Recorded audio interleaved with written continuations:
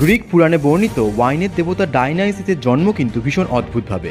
থেবসের রাজকন্যা সেমেলি এবং দেবতাদের রাজা জিউজের সম্পর্কের পরিণতি ছিল ডায়নাইসিস, যিনি বাকাস নামেও পরিচিত। জিউস মর্ত্যকন্যা সেমেলির সঙ্গে প্রেমে আবদ্ধ হয়েছিলেন। জিউসের স্ত্রী হেরা তাদের এই সম্পর্কের কথা জানতে পেরে ক্রোধে ফেটে পড়েন। প্রতিশোধের আগুনে তিনি সেমেলিকে ধ্বংস করার পরিকল্পনা করেন, তাও জিউজেরই হাতে। এক বৃদ্ধা ছদ্মবেশে তিনি সেমেলির কাছে যান।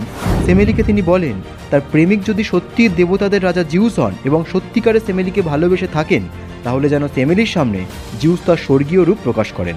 পরে সেমেলি ও জিউসের অন্তরঙ্গ মুহূর্তে সেমেলি প্রতিজ্ঞাবদ্ধ জিউসের কাছে তার স্বর্গীয় রূপ দেখতে চান। না চাইতেও বাধ্য হয়ে জিউস তার স্বর্গীয় রূপ প্রকাশ করেন এবং গর্ভবতী সেমেলি সেই স্বর্গীয় তেজের আগুন সহ্য করতে না পেরে পুড়ে মারা যান।